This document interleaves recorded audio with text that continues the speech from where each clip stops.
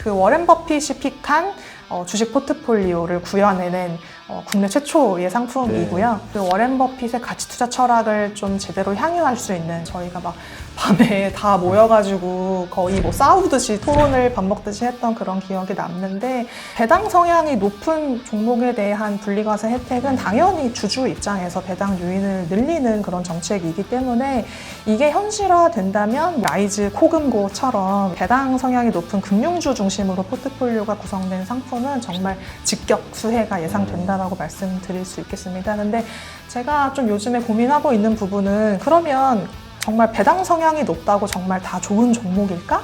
그런 근본적인 고민인데요. 자칫 그 배당 성향을 높게 유지하기 위해서 기업들이 배당금을 높게 유지를 하고 미래의 어떤 성장 가능성을 좀 축소시키거나 재무 부담을 좀 가중시키는 그런 오히려 안 좋은 역할을 하게 될까봐 이런 부분들은 좀 주의를 하셔야 될 것 같아요.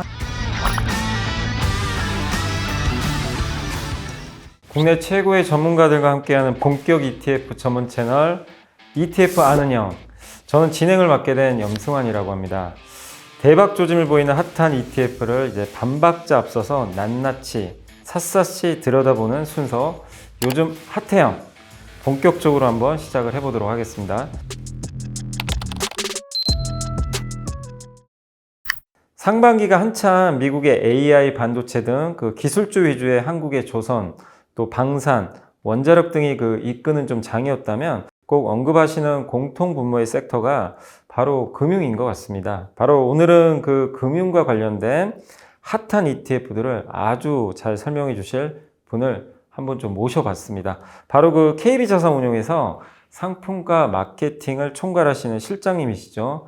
KB자산운용 라이즈 ETF의 이수진 실장님을 모셨습니다. 안녕하세요. 안녕하세요. 네, 안녕하세요. KB자산운용하면 사실 그 2000지 인버스 ETF와 미국 30년 국채 엔화노출이라는 그 상품, 최근에 200 위클리 커버드 콜이라는 상품 등을 언급을 안 할 수가 없는데, 특히 그 200 위클리 커버드 콜 상품 같은 경우 라이즈가 원조 상품이잖아요. 근데 최근에 이 경쟁회사들이 이제 비슷한 상품들을 내놓고 있어요. 그만큼 이게 잘 되고 있다 보니까 이제 이런 상품들이 많이 나오는데, 위클리 그 커버드 콜의 인기가 더 가열되는 양상인 것 같아요.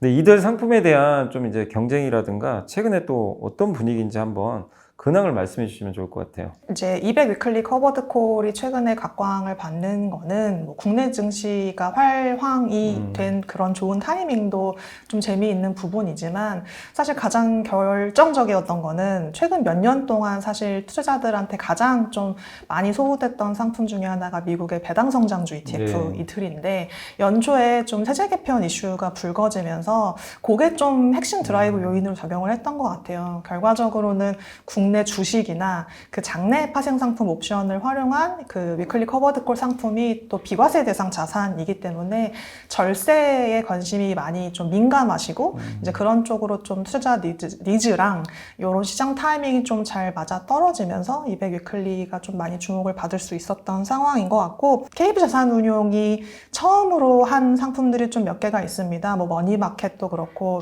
엔화 노출도 그렇고, 이제 그 중에 하나가 이제 이 200 위클리 커버드콜 이라는 상품인데요. 이 상품 만들 때만 하더라도 국내 주식 기반으로 위클리 커버드 콜 하는 게 저희가 이제 처음 사례였다 보니까, 이거를 좀 투자자분들한테 설명하고 설득하는 과정들이 조금 길게 이어졌던 것 같고, 최근에는 이제 그런 것들이 좀 많이 받아들여지면서 저희가 상장한 지 이제 1년 반 정도 됐는데, 지금 순자산 얼마 전에 4천억 원을 돌파를 했습니다.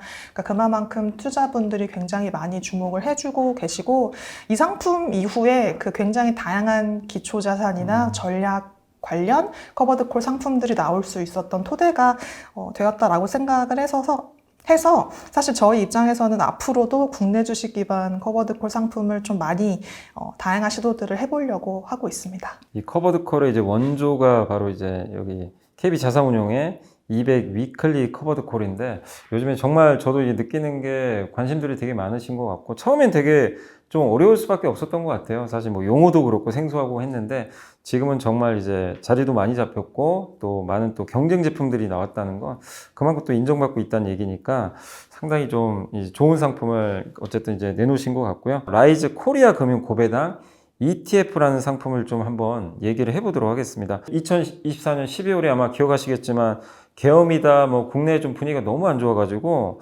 힘든 좀 시기가 있었는데 지금 또 돌아가면서 좀 생각을 해보니까 좀 성견지명이 좀 있으셨던 것 같아요. 지금 상장 이후로 수익률이 거의 한 지금 70%에 일단 이제 달할 정도로 굉장히 좀 높은 좀 성과를 내고 계신데 이 상품을 구상하시고 이제 출시까지 이어지게 된 배경에 대해서 먼저 좀 설명해 주시면 좋을 것 같고요. 또 이제 여기 이름에 코리아가 좀 붙었거든요.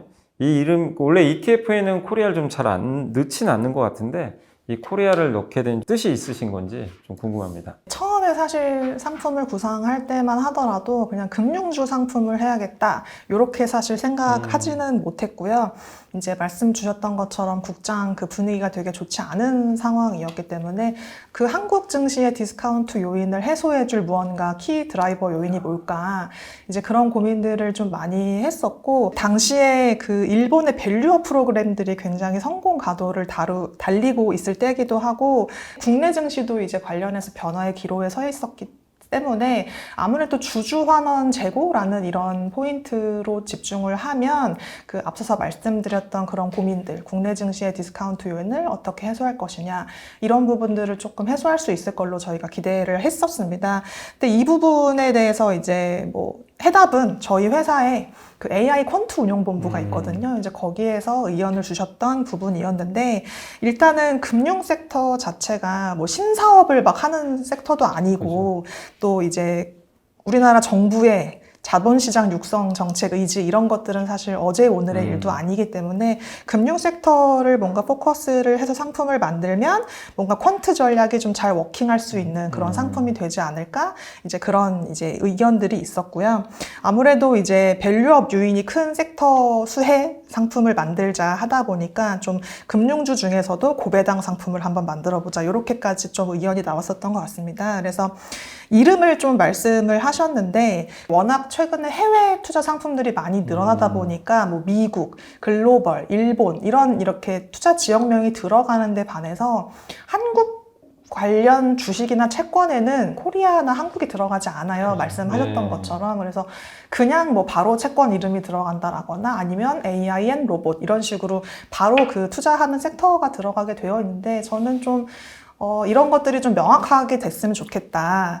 오히려 한국도 이름을 넣어서 그러니까 다른 이제 ETF들과 좀 명확하게 이름을 같이 구분할 수 있었으면 좋겠고 또 코리아 밸류업이 마침 출시되던 그런 시기였기 때문에 이름을 코리아 금융 고배당으로 만들게 됐습니다. 제가 들어보니까 코리아란 이름은 사실 거의 안 쓰는 이름인데 네. 이게 들어간 게 의미가 되게 깊네요. 어쨌든 네. 철학이 좀 담겨 있는 그 밸류업과 또 연결을 좀 지으시고 이게 코리아가 들어가니까 명확하게 한국이잖아요. 네. 예, 그게 좀 확실하게 또 각인이 되고 있는 것 같아서 좀 상당한 좀 의미가 있는 그런 좀 그 네임이라고 좀 생각을 하고 있고요. 자, 그럼 이제 본격적으로 ETF 안에 담겨져 있는 그 개별 종목 포트폴리오로 한번 이제 우리가 들어가 보는 시간을 좀 가져보겠습니다. 근데 그 전에 좀 그 제가 아까 이제 이 코리아 금융 고배당 이게 좀 길긴 길어요. 길다 보니까 한번 좀 고민을 해봤는데 코금고 어떠세요? 코금고. 코금고. 예. 아무래도 이제 금융주라고 하면 은행주, 증권주, 보험주 막 이렇게 이제 섞여 있게 되는데 이게 이 상품 같은 경우 좀 어떻게 나눠서 하시는지 그리고 총 몇 종목인지 좀 궁금합니다. 상품 구성이. 네, 사실 저희끼리 상품 부를 때 코금고라고 아, 지금 부르고 있거든요. 그래서 궁금해 하시는 그런 섹터 비중이나 업종별 할당 같은 거는 사실 특별하게는 없습니다. 네. 저희가 이제 뭐 시가총액이나 일평균 거래대금이나 이제 이런 유동성 조건을 만족시키는 금융주들 가운데에서 ROE, 배당 수익률, PBR 요 3개의 팩터별로 각각 상위 4개 종목을 뽑고요. 그러면 지금 현재 총 12종목이고 그리고 대표성을 고려해서 시가총액 1위 종목, 금융주를 대표하는 1위 종목이 또 들어갑니다. 그렇게 해서 총 13종목이 현재 포트폴리오에 들어가 있고요. 만약에 이제 팩터별로 그 상위 종목을 골랐는데 겹치게 된다라고 하면 저희가 결정한 우선순위에 의해서 뭐 ROE 우선 뭐 이제 저희가 이렇게 정한 게 있거든요. 그렇게 우선순위에 따라서 차순위 종목을 넣는 방식으로 13종목이 구성되어 있습니다. 정리를 좀 하면 총 13종목에 투자를 하는데 ROE, 배당 수익률, PBR 기준으로는 이제 4종목씩 이렇게 선정을 하고요. 그리고 12종목, 그리고 시가총액 가장 큰 한 종목까지 이렇게 총 13종목을 이렇게 이제 선별을 하신다고 좀 말씀하셨는데, 물론 이제 이렇게 구성하는 거는 당연히 가장 이게 좋은 거니까 선택을 하셨을 것 같긴 한데, 아무래도 이제 ETF 상품을 이제 만드시는 거를 이제 업으로 좀 하시는 저희가 이제 실장님을 모셨으니까, 어떻게 이제 요리에 비유하면 뭐 설탕 한 스푼 넣어보고, 뭐 두 스푼 넣어보고, 이렇게 좀 뭔가 이제 황금 비율을 좀 찾아야 되잖아요. 그래서 그런 고민들을 되게 좀 많이 할 것 같아요. 이거 이 정도 비율이 맞는 건지, 개인 투자분들의 ETF 딱 보고, 상품 구성 보고, 마음에 들면 사고, 아니면 안 사면 되는데, 그 하나라도 좀 만들기 위해서 정말 좀 고민들을 되게 많이 하셨을 것 같아요. 뭐 그런 좀 이런 거 만들 때 뭐 고충이나 뭐 재밌는 뭐 그런 사용 같은 게 좀 혹시 있어요? 이름부터가 고배당이 들어가다 보니까 네. 우리나라 유가증권 시장에 상장된 그 국내 주식 평균 배당 수익률 이하인 종목이 있다면 아무리 저희가 앞서 말씀드렸던 그 팩터 상위 종목이라고 하더라도 제외를 네. 시키는 작업들도 이제 병행이 됐었고요.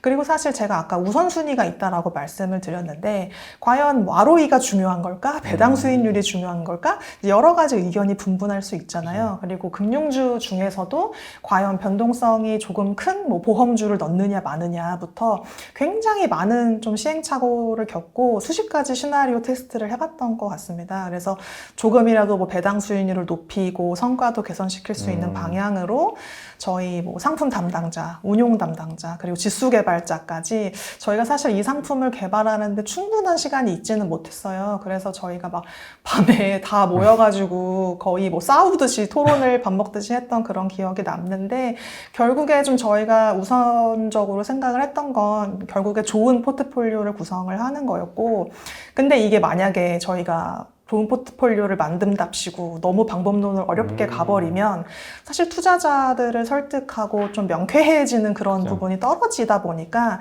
그런 것들까지 좀 저희가 고려를 하면서 저희가 원하는 포트폴리오를 만들기까지 꽤 많은 좀 토론과 고민을 거쳤던 것 같고요. 제 옆에서 표정 보니까 정말 힘드셨던 것 같아요. 네, 그래도 어쨌든 이제 그 결과물이 또 나온 것 같아서 네. 예, 좋고요. 자, 국장의 이제 추가 상승의 마지막 퍼즐이 그 배당에 대한 이제 분리과세라고 이제 말씀하신 분도 심심치 않게 지금 많이 계신데 아무래도 이 ETF도 제가 봤을 때는 이제 해당 수혜가 있을 것 같아요. 실장님 좀 어떻게 생각하고 있어요? 이 세금 문제가 좀 굉장히 크잖아요. 정말 투자자분들이 세금에 대해서 민감하게 생각하신다라는 것들을 실감하는 요즘인 것 같은데요. 뭐 배당 성향이 높은 종목에 대한 분리과세 혜택은 당연히 주주 입장에서 배당 유인을 늘리는 그런 정책이기 때문에 이게 현실화된다면 뭐 고배당 ETF는 물론이고 저희 라이즈 코금고처럼 이렇게 배당 성향이 높은 금융주 중심으로 포트폴리오가 구성된 상품은 정말 직격 수혜가 예상된다라고 말씀드릴 수 있겠습니다. 근데 제가 좀 요즘에 고민하고 있는 부분은 그러면 정말 배당 성향이 높다고 정말 다 좋은 종목일까? 그런 근본적인 고민인데요. 이게 배당 성향이라는 게 그 배당금을 기업의 순이익으로 나눠서 계산을 하잖아요. 근데 그 높은 배당 성향을 유지를 하려면 순이익이 좀 받쳐줘야 되는 그런 상황인데 워낙에 뭐 자산의 처분이라든지 뭐 갑작스러운 세금이라든지 여러 가지 일회성 요인에 의해서 순이익은 달라질 수 있는 그런 부분이기 때문에 자칫 그 배당 성향을 높게 유지하기 위해서 기업들이 배당금을 높게 유지를 하고 미래의 어떤 성장 가능성을 좀 축소시키거나 재무 부담을 좀 가중시키는 그런 오히려 안 좋은 역할을 하게 될까봐 이런 부분들은 좀 주의를 하셔야 될 것 같아요. 그래서 무조건적으로 배당 성향이 높은 인위적으로 높은 그런 종목들보다는 정말로 기업이 좀 현금 흐름이 안정적 이라든지 아니면은 성과가 안정적이라든지 이런 부분들을 좀 더 확인하시고 투자하시는 거를 저는 추천을 드리고 싶은데 그런 점에서 이 ROE 그리고 PBR 이런 핵심 지표를 통해서 종목을 선별하는 저희 라이즈의 코리아 금융 고배당 상품은 정말 강점이 더 부각되지 않을까 그렇게 기대하고 있습니다. 이 배당 분리과세 관련해서 사실 이제 이 코금고가 핵심적으로 이제 생각하는 게 결국 ROE 배당 수익률 이런 것들로 좀 검증을 하기 때문에 그런 부분에서 여러분들은 좀 생각을 해보시면 또 좋을 것 같고요. 또 투자자분들이 궁금해하실 것 같은 게 이제 고배당주인데 사실 이들 종목들의 평균적인 배당 수익률이 좀 어느 정도 되는지 그것도 좀 궁금하고요. 그리고 이제 이들 배당금을 요즘에 좀 월 분배 상품도 많긴 한데 이 상품도 월 분배한다고 제가 좀 들었거든요. 그러면 이 ETF 경우에는 매월 중순에 월 분배를 한다라고 좀 알려져 있는데, 그러면 해당 월 분배금에 대해서는 이게 과세가 또 어떻게 되는지 세금 문제도 한번 얘기해 주시면 좋을 것 같습니다. 저희가 배당 수익률 먼저 말씀을 드리면, 저희가 처음에 이 상품을 기획을 할 때는 그 포트폴리오 가중평균으로 계산을 해봤을 때 그 평균 배당 수익률이 7%가 약 안 되는 수준이었습니다. 연 7%. 그런데 지금 아까 말씀하셨던 것처럼 저희 주가가 굉장히 많이 오른 네. 상태잖아요. 그렇기 때문에 배당은 안정적으로 지급이 되고 있지만 주가가 올라서 배당 수익률은 조금 하락했습니다. 그래서 지금 한 월 평균 0.3에서 0.4%, 그래서 한 연 5% 내외 정도의 배당 수익률이 지금 예상되고 있는 상황이고요. 저희뿐만 아니라 거의 대부분 ETF의 월분배 상품들은 월말 기준으로 분배 지급 기준일을 결정을 하고 이제 월 초에, 다음 달 월 초에 이제 분배금이 지급되는 방식인데, 이제 몇 개의 상품이 월중 분배를 하고 있습니다. 이제 저희의 라이즈의 코리아 금융 고배당과 코리아 밸류업, 이 두 개의 상품도 이 월중 분배를 하는 상품인데요. 매월 15일을 지급 기준일로 해서 보통 이제 영업일 기준으로 2, 3일 후, 그러니까 보통 뭐 주말이 안 끼어 있으면 한 17일, 19일 요 정도의 분배금이 지급되는 월중 배당 상품이고요. 분배금에 대한 과세는 뭐 일반 뭐 어떤 ETF라고 하더라도 다 분배금에 대해서는 15.4%의 배당소득세가 부과가 됩니다. 원천징수되기 때문에 이거라도 조금 아끼고 싶다 하시는 분들은 뭐 연금 계좌나 ISA 계좌를 활용을 하시면 절세 효과도 누리실 수 있을 것 같습니다. 대부분 이제 월말에 기준을 잡고 월 초에 이제 배당을 한다고 말씀해 주셨는데, 이 상품 같은 경우는 이제 월중에 또 중순경에 하게 되니까 그것도 되게 좀 차별성이 좀 있는 것 같아요. 그리고 앞으로 이제 금융주가 좀 당분간 좋아 보이긴 하는데, KB나 신한 같은 이제 은행 관련 그 지주회사를 사야 할지 아니면 증권주나 보험주 같은 걸 좀 사야 될지 고민이 좀 되시는 분들이라면, 오늘 이제 저희가 좀 소개해드리고 있는 라이즈의 코금고, 이 코리아 금융고배당, 이것도 꼭 기억하시면 좀 좋을 것 같습니다. 자, 그리고 실장님 나오신 김에 그 라이즈에서는 최근 이제 미국 은행주에만 집중 투자를 하는 그 라이즈에만 있는 ETF를 출시했다고 좀 하셨는데, 그 ETF 좀 간략하게 한번 먼저 소개해 주시면 좋을 것 같아요. 전 세계 금융시장을 좌지우지하는 미국의 대형 은행주 10개만 담은 상품이 저희 라이즈에만 있습니다. 미국 은행 탑10이라는 상품이고요. 이름만 대면 아실 수 있는 뭐 JP 모건, 모건 스탠리, 골드만삭스, 뭐 웰스파고 이런 종목들이 구성이 되어 있고요. 저희 최근에 리밸런싱을 했는데 그 미국의 종합 금융 플랫폼 회사죠. 뭐 주식 ETF, 뭐 비트코인까지 거래할 수 있는 로빈후드, 요것까지 이번에 편입이 됐습니다. 미국의 상업은행과 투자은행 총 10개 종목을 담고 있는 상황인데요. 작년 연초에 그 SVB를 시작으로 해서 미국의 그 중소형 지방은행 파산으로 굉장히 시장이 시끄러웠잖아요. 그렇기 때문에 좀 매크로 변화에 취약할 수 있는 그런 좀 중소형 지방은행들은 다 빼고 좀 안정적인 기업들 위주로 포트폴리오에 담아서 좀 미국의 전통 금융시장에 좀 투자하고 싶으시다 하시면 저희 상품 봐주시면 좋으실 것 같습니다. 아, 근데 로빈후드가 너무 인상이 남는데요, 지금. 네. 로빈후드가 여기 들어가 있을 거라고는 생각도 못 했는데, 네. 아무튼 좀 이런 부분도 엣지가 되게 있는 것 같습니다. 네. 이 해외 주식 ETF니까 근데 이제 특히 연금 계좌에서 미국의 아무래도 빅테크나 사실 IT보다는 좀 더 이제 안정적인 이제 은행주로 꾸준히 어떤 또 투자를 하고 싶으신 분들 같은 경우는 특히 알아서 이제 시가총액 비중대로 미국의 이제 대형은행 골고루 이렇게 투자를 해주는 라이즈 미국은행 탑10이 좀 좋은 선택지가 좀 될 것 같은데요. 근데 혹시 그러면 이 ETF도 분배금이 있는 건지, 그리고 월 배분도 하고 있는 건지, 그리고 좀 갑자기 좀 든 생각인데, 트럼프 대통령이 지금 자꾸만 파웰 의장한테 좀 뭐 함부로 하잖아요. 멍청이라 그러고 자른다, 빨리 나가라 이렇게 하는데, 이게 근데 만약에 혹시라도 이런 이유들 뭐 때문에 연준이 금리를 좀 내린다고 한다면, 그럼 은행들 같은 경우는 좀 이 예대금리차가 좀 축소되니까 우리가 좀 생각하기로는 은행은 금리 올라야 좋은 거 아닌가? 좀 고정관념도 좀 사실 있잖아요. 그리고 이렇게 해서 좀 금리차가 축소되면 이게 은행주 또 수익률에 좀 안 좋은 영향을 주는 거 아닌지, 이런 고민도 좀 하실 것 같은데 네. 한번 종합적으로 설명해 주시면 좋겠습니다. 네, 미국 은행 탑10 ETF도 일단은 월분배 상품인데요. 일단은 분배금 자체가 높지는 않습니다. 미국 은행들이. 그래서 좀 꾸준히는 분배금이 나오고 있어서 오히려 해외 주식이지만 연금 계좌에서 활용하실 만한 그런 상품이라고 생각이 들고요. 그리고 사실 금리 인하 이슈는 뭐 단순히 은행에 불리하다라고 해석하기는 저는 좀 어렵다라고 생각을 하고 있는데 뭐 우리나라도 마찬가지지만 미국 내 투자 은행이나 상업 은행들이 단순히 이제 예금만 취급하지는 않고 있고요. 대출 확대로 오히려 이제 순이자 마진 기대감이 지난 1분기 실적 발표 때 좀 확인이 됐었고, 특히 이제 투자 은행들, 상업 은행들이 주로 하고 있는 비즈니스가 M&A나 뭐 IPO나 채권 발행이나 이제 이런 것들 때문에 관련 거래가 좀 활성화되면서 뭐 트레이딩 수익이라든지 이런 것들이 좀 많이 개선이 된다 이제 얘기가 나오고 있고, 금융업을 이제 전반적으로 보실 때 이제 단순히 금리보다는 그 경제 모멘텀 자체를 보는 거를 저는 좀 말씀을 드리고 싶어요. 특히 그 이번에 트럼프 대통령의 그 관세 정책 뭐 이런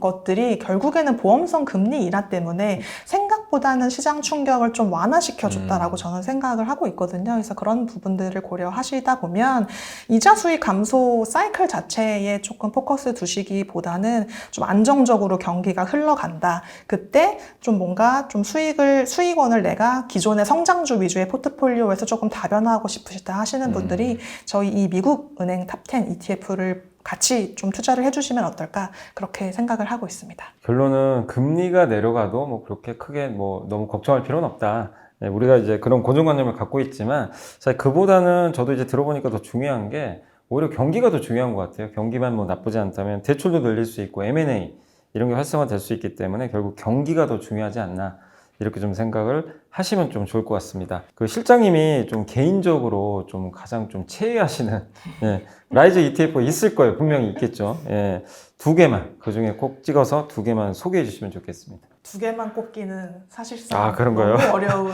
다 내 자식이라 다 아픈 거죠. 네. 근데 이제 뭐 굳이 꼽자면 타이밍에 구애받지 않고 언제 어디서나 좀 투자하실 수 있는 그런 상품으로 제가 좀 추천을 드리고 싶습니다.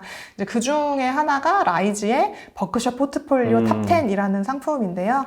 아마 이름 딱 들어보셨을 때 워렌 버핏, 네. 버크셔 해서웨이 떠올리실 것 같아요. 그 워렌 버핏이 픽한 주식 포트폴리오를 구현해낸 국내 최초의 상품이고요. 네. 그 버크셔 해서웨이의 주식 포트폴리오에서 상위 10개 종목만 추려낸 상품이다 보니까 그 워렌 버핏의 가치 투자 철학을 좀 제대로 향유할 수 있는 그런 상품인 것 같습니다. 이 상품을 제가 추천을 드리면 굉장히 많은 분들이 워렌 버핏 이제 퇴임하면 괜찮은 거냐라는 질문을 굉장히 많이 하세요. 근데 사실 이번에 이 오마하에서 열린 주총에서 그레그 아벨이 이제 신임을 다시 받게 됐는데, 일단 이분이 이미 버크셔 해서웨이에서 26년 동안 보험 부분을 제외하고 이 회사를 이끌고 가고 계신 분이거든요. 어떤 평가라든지 경영 실적이라든지 이런 부분들을 봤을 때 걱정하실 필요는 전혀 없다라는 부분을 저는 좀 말씀드리고 싶고, 오히려 워렌 버핏이 갑자기 좀 타계한 것보다는 좀 안정적으로 이게 좀 이양이 된 것 같아서 저는 조금 마음을 놓고 그렇게 보고 있는 그런 상황입니다. 두 번째 상품은 그 라이즈의 미국 AI 밸류 체인 데일리 고정 커버드 콜이라는 상품인데요. 이 이름이 굉장히 길죠. 네. 그래서 저희가 이제 그 대고커라고 줄여서 부르는 그런 상품인데요. 이 대고커 시리즈가 기초 자산이 다른 상품이 3개가 딱 상장이 되어 있습니다. 미국의 뭐 배당 100, 그리고 미국의 기술주 100, 그리고 미국의 AI 밸류 체인 이렇게 이제 구성이 되어 있는데, 제가 이 상품을 추천을 드리는 이유는 어쨌든 장기 성장하는 기초자산의 성장에 좀 참여한다라는 부분에 좀 방점을 두었기 때문에 매일 10%의 콜옵션을 고정해서 매도를 하고 있습니다. 네. 그렇기 때문에 90% 수준은 기초자산의 성장에 참여한다. 그런 부분에 있을 때 그 성장성을 가장 잘 부각시킬 수 있는 상품이 뭘까 했을 때 미국의 AI 산업을 끌고 가고 있는 밸류체인 핵심 15개 종목이라는 걸 말씀드리고 싶고, 기초자산의 성장성과 커버드 콜의 인컴, 이 2가지 토끼를 다 잡으실 수 있는 그런 상품으로 좀 자신 있게 추천을 드리고 싶고, 수익률이라든지 분배율이라든지 이런 부분에 있어서 거의 타의 추종을 불허하는 그런 성과를 보여주고 있는 상품입니다. 이거 질문 안 드렸으면 큰일 날 뻔했네. 어쨌든 버크셔 하면 딱 가치, 또 AI 하면 성장, 이 두 마리 토끼를 또 아주 잘 좀 조화롭게 이제 할 수 있는 그런 ETF가 아닌가 이런 좀 생각이 들고요. 긴 시간 좀 말씀해 주셔서 너무 좀 감사드리고요. 그 마지막으로 더 정확한 그 ETF 정보 전달이라는 모토로 ETF 아는 형이 이제 막 채널을 좀 이제 시작을 했는데요. 그 실장님께서 응원의 한마디 해주시면 좀 감사하겠습니다. 네, ETF가 그냥 단순한 투자 상품이 아니고 이제 투자자들의 여러 가지의 어떤 현실적인 부분들을 가능하게 해주는 무한한 솔루션이 되고 있는 것 같아요. 그래서 여기저기 좀 얘기가 많이 나오고 있는데 좀 이제는 양적인 성장보다는 좀 질적인 성장에 집중을 해야 된다라고 생각을 하기 때문에 이런 것들을 좀 바로잡아 줄 수 있는 채널로 자리매김을 잘 해주셨으면 좋겠고요. 저희 라이즈 ETF도 철학과 방향성을 담을 수 있는 좋은 상품들과 좋은 컨텐츠들 많이 공급할 테니까요. 저희 라이즈 ETF 유튜브 채널에도 많이 놀러와 주시면 감사하겠습니다. 너무 좋은 말씀 좀 감사드리고요. 자, 이것으로 이번 이제 요즘 그 하태영 순서는 마치도록 하겠습니다. 오늘 귀한 걸음 해주신 또 열정적인 자세로 답변해 주신 이수진 실장님 다시 한번 감사합니다. 맞습니다.